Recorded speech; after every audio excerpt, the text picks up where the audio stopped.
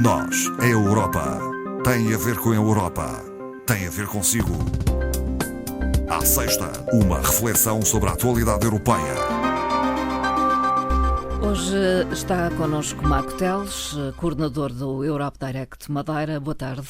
Boa tarde, Marta. Marco Teles, é imperativo falar do conflito Rússia-Ucrânia. Assinala-se hoje 365 dias do início deste conflito. Exatamente, é incontornável, portanto, efetivamente um ano após a invasão injustificada da Ucrânia por parte da Rússia.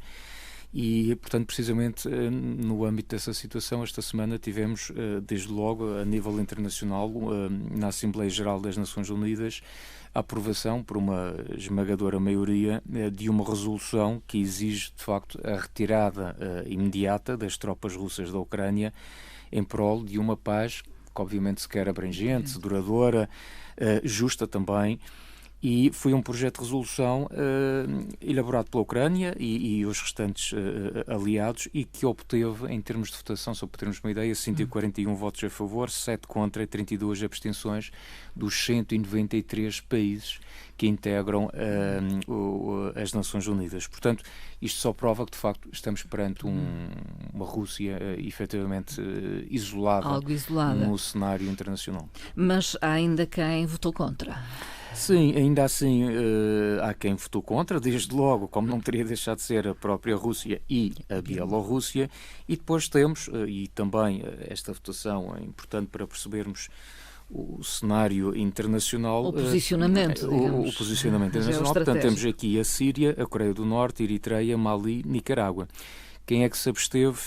A China, Angola, Moçambique e Cuba. Portanto, praticamente foi este o cenário. Convém relembrar que esta votação não tem um caráter vinculativo, mas tem, obviamente, uma mensagem política muito forte e é importante destacar esse aspecto. Há um posicionamento também, nesta altura, por parte da União Europeia, através de alguma resolução? Sim, isso também o Conselho Europeu, também esta semana, garantiu precisamente aquilo que, eu diria, quase tem garantido todos os dias, portanto não é aqui nada de novo, que continuará a apoiar a Ucrânia no plano político, no plano também económico, humanitário, financeiro e militar. No fundo, este aspecto é importante porque, às vezes, a dada altura, nós damos importância, por alguma razão, mais à questão militar, esquecemos, mas neste momento toda a ação da União Europeia centra-se nestes domínios que foram aqui referidos. Claro que no dia 24 de fevereiro de 2022 a emergência foi, obviamente, do ponto de vista humanitário, dar uma resposta, mas neste momento, como sabemos, temos também o campo político, económico, o financeiro e o militar que está cada vez mais presente, porque também será a única forma de se tentar chegar à resolução do problema.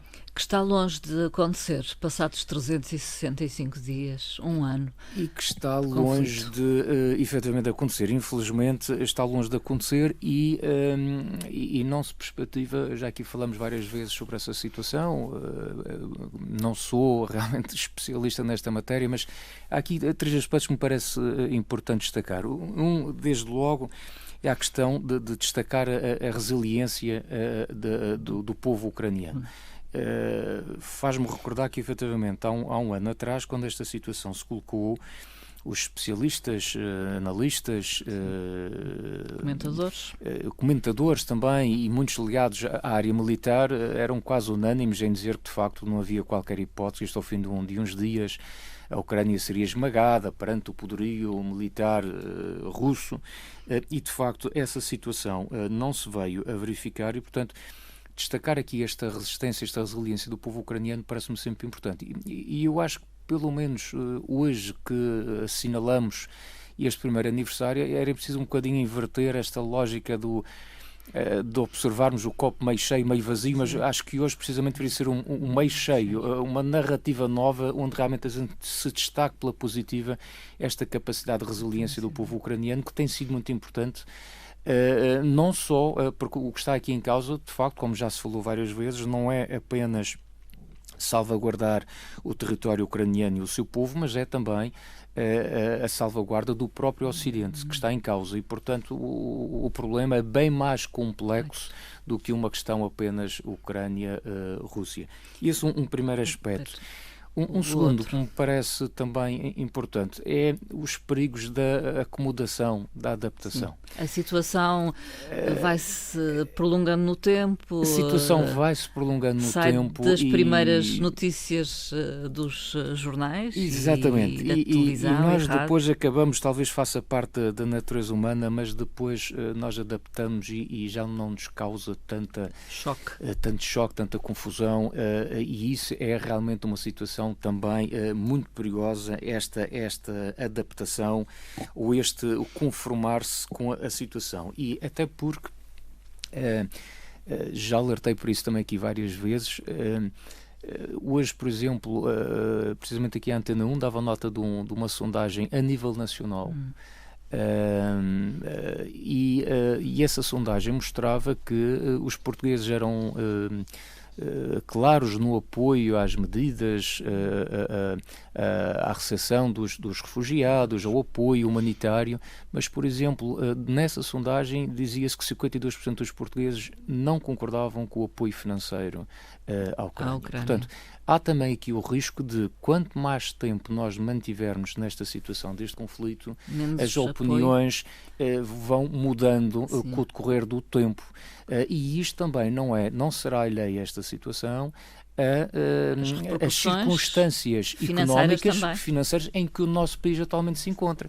E, portanto, todos nós compreendemos que há uma enorme predisposição para ajudar quando nós estamos bem financeiramente, isto até do ponto de vista pessoal, na nossa economia caseira, digamos assim, mas quando por alguma razão estamos com mais dificuldades, a nossa predisposição reduz substancialmente. E, portanto, estes sentimentos de maior ou menor colaboração em relação à questão ucraniana pode e vai sofrer, obviamente, alterações ao longo do tempo. E, portanto, isso é um aspecto que também acho que é preocupante. Por último, eu acho que é muito importante o papel que as comunidades imigrantes, migrantes, neste caso ucranianas, dos refugiados que se encontram espalhados por toda a União Europeia, sendo, por exemplo, só na Alemanha estão quase 1 milhão de ucranianos, na Polónia também, em Portugal são 55 mil, mas será muito importante que essas comunidades também façam um trabalho pedagógico no sentido de também relembrar e manter a memória viva daquilo que são as atrocidades e aquilo que está a acontecer, porque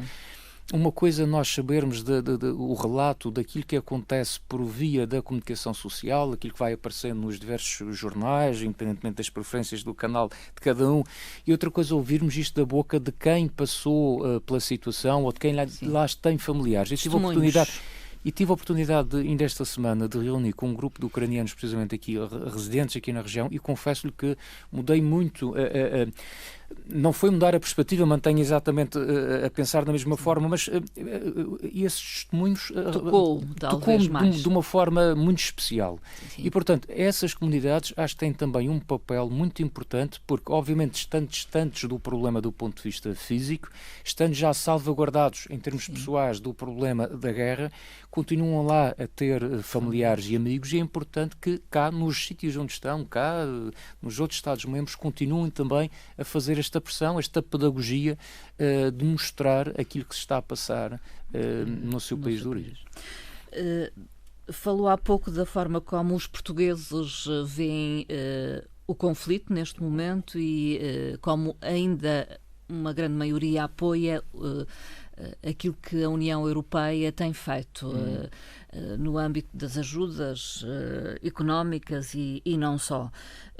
Há mesmo um Eurobarómetro com alguns indicadores sobre os cidadãos de toda a União Europeia. Sim, portanto, este exercício do Eurobarómetro é regular e, portanto, até importa sempre comparar com a situação que tínhamos antes do início do conflito, mas efetivamente não houve aqui em algumas matérias, não houve assim grandes alterações, mas de qualquer forma este Eurobarómetro foi, os inquéritos foram aplicados em janeiro, fevereiro deste ano, portanto são muito recentes e confirmam que de facto os cidadãos da União Europeia, não obstante diferenças que efetivamente existem entre cada Estado-membro, que é perfeitamente normal e há assim em todas as matérias, mas de uma forma geral, de facto, os cidadãos da União Europeia continuam a apoiar amplamente as medidas que a União Europeia tem tomado em relação ao apoio à Ucrânia. Nas diferentes frentes? Nas diferentes frentes. Digamos, desde a ajuda humanitária à ajuda com material bélico? Sim, de uma forma geral, obviamente com percentagens diferentes. Só para nós percebermos, por exemplo, no que toca à questão do fornecimento da ajuda humanitária, esse apoio é de 91%, portanto, acho que não poderia ser de outra forma, até pelos próprios valores que estão subjacentes ao projeto europeu. 88% são a favor do acolhimento da União Europeia para pessoas que fogem da guerra e a questão da ajuda financeira que a Marta falava e bem, e que obviamente é extremamente importante, é apoiada também por 77% dos europeus. E também a parte das sanções económicas, que caminhamos rapidamente para o 10º pacote que está para aí para sair de aprovação contra a Rússia. Isto também é apoiado por 74% dos inquiridos neste exercício do Eurobarómetro. Portanto, o apoio é geral, com algumas diferenças conforme a temática que estiver em causa. Apontam algum problema específico? Suponho que a inflação não? Sim, atualmente, como é óbvio, a inflação continua a ser um problema, é considerado neste momento como o maior problema que os europeus enfrentam. Isso foi focado por 32% dos inquiridos. A situação internacional aparece em segundo lugar com 28%, e lá está aqui a situação que eu falava, que há um olhar para a sua própria questão, para o nosso caso pessoal, e então depois ponderarmos a situação internacional, mas naturalmente que a questão da inflação é um problema bastante complicado. E o terceiro problema, que também é referido neste inquérito, tem a ver com a questão do aprovisionamento energético, que felizmente no nosso país e na nossa região em particular não é propriamente um problema, e isso aliás é expresso depois na percentagem a nível nacional, mas no conjunto a nível europeu é um problema bastante preocupante. Os europeus têm ainda uma imagem positiva, então, da União Europeia? Sim, têm, e portanto os resultados indicam, e aqui não houve grande alteração em relação aos valores que tínhamos do anterior Eurobarómetro, portanto 45% continuam a ter uma boa imagem da União Europeia no seu todo enquanto projeto, 36% têm uma imagem neutra, portanto nem o não nem o sim, andamos aqui nos nins, e 18%, que não deixa de ser também um valor significativo, tem uma imagem má sobre a União Europeia. De qualquer forma, quase metade dos inquiridos confiam efetivamente na União Europeia, e 62%, este dado até é curioso, afirmam estar otimistas em relação ao futuro. Curiosamente, por acaso, isto é uma daqueles elementos estatísticos onde normalmente os portugueses até são muito otimistas. Sim. E, portanto, essa situação mantém-se, apesar das dificuldades que vivemos. E eu creio que estes indicadores também acabam por ser importantes por uma outra razão, é que não esqueçamos que estamos perto de eleições europeias. Não estou aqui a pensar nas nossas eleições regionais. Sim. Que vão chegar primeiro, mas estamos perto das eleições europeias, portanto, vão ser em maio já de 2024, e, portanto, estes números são importantes também para dar indicação, no fundo, aos grupos políticos sobre aquilo que realmente são as preocupações dos cidadãos da União Europeia. Uma primeira parte da conversa marcada ainda pela invasão da Ucrânia pela Rússia. Assinala-se hoje 365 dias do início do conflito. No entanto, vamos terminar com uma outra referência ao Summer Camp 2023, que vai acontecer em Ponte da Barca. E estão abertas inscrições, não é? Exatamente, aqui fica um desafio. Portanto, este Summer Camp é a escola de verão da representação da Comissão Europeia. Tem tido um percurso itinerante, digamos assim. A primeira edição apareceu em Monsanto em 2017, depois saltou-se para o Marvão 2018, Monsaraz em 2019, portanto houve aqui a geração dos GEMs, eram só locais com a letra M, curiosamente. passou-se para Alcotim em 2021 e no ano passado, fui curioso, houve uma primeira visita aqui às regiões insulares, neste caso aos Açores, com a realização do evento na Ribeira Grande. Como a Marta referiu, este ano o evento vai para o norte do país, vai para Viana, em particular para Ponte de Barca, e, portanto, isto é um evento que está aberto a toda a comunidade de estudantes do ensino superior, independentemente do nível de ensino em que estejam, se é primeiro, segundo, terceiro, quarto ano, enfim, isso não é relevante, como também não é relevante a área de formação dos estudantes do ensino superior. Portanto, essa candidatura é feita através de um formulário que está disponível no site da representação da Comissão Europeia em Portugal e onde o candidato, ao preencher este formulário, tem também que anexar um vídeo ou uma carta que exprima a sua motivação para participar neste evento. É um evento, digamos, relativamente circunscrito, porque do total de candidaturas que vão chegar, e vão chegar muitas centenas de candidatos, vão ser selecionados apenas 40.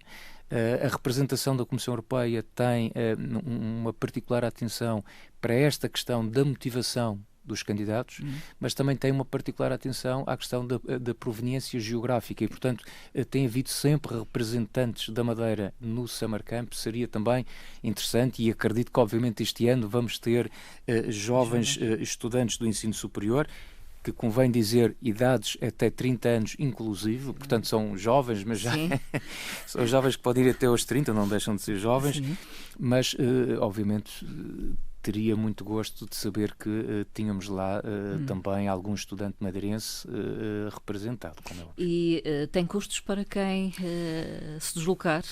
Não, isso é a parte boa. Nos dias que correm é quase um cenário impossível. Não tem custos, de facto. Isto para dizer que a representação da Comissão Europeia em Portugal e, portanto, e as entidades que estão a colaborar também nesta atividade assumem os encargos financeiros associados à participação, bem como a questão do alojamento durante o programa, as atividades, as deslocações e as refeições que estão incluídas neste programa. Portanto, inclusivamente há uma nota no regulamento do Summer Camp que diz que, se por alguma razão um estudante tenha dificuldades financeiras adicionais que o possibilitem de se candidatar a esta situação, que exponha este aspecto no formulário de candidatura, porque há esta abertura por parte da Comissão no sentido de ninguém ficar excluído por algum tipo de limitação financeira. Portanto, há elementos mais importantes do que esses e, portanto, a representação da Comissão vai ter naturalmente esse aspecto em consideração. Formulário de candidatura, então, também disponível no Europe Direct, suponho? Nós não temos lá o formulário, mas encaminhamos para o site da representação da Comissão Europeia, onde aí vão encontrar, de facto, a notícia em destaque do Summer Camp, relembrando que, de facto, as inscrições é até o dia 31 de março e eu não sei se já terei dito ou não, mas o evento acontece entre 30 de agosto e 2 de setembro deste ano, portanto, um evento durante 4 dias, e posso garantir, porque tive já a felicidade de poder participar num destes Summer Camps a convite precisamente da representação. São 4 dias muito ativos, muito intensos. Valem a pena. Que valem a pena, com uma dinâmica de aprendizagem muito diferente. Portanto, posso garantir que não são 4 dias para assistir a palestras, não é disso que nós estamos a falar. São 4 dias de ação, onde estes 40 jovens vão poder estar em contacto com pessoas que estão relacionadas com o projeto europeu, seja a nível nacional ou a nível até internacional, e portanto será com certeza uma experiência de aprendizagem que certamente nunca mais irão esquecer. Se é jovem, até aos 30 anos, se é jovem, frequenta ensino superior e tem até 30 anos, inclusive, a sugestão é realmente essa, candidatar-se. Marco Teles, obrigada uma vez mais. Obrigado, até à próxima conversa. Até à próxima. Bom fim de semana. Obrigada.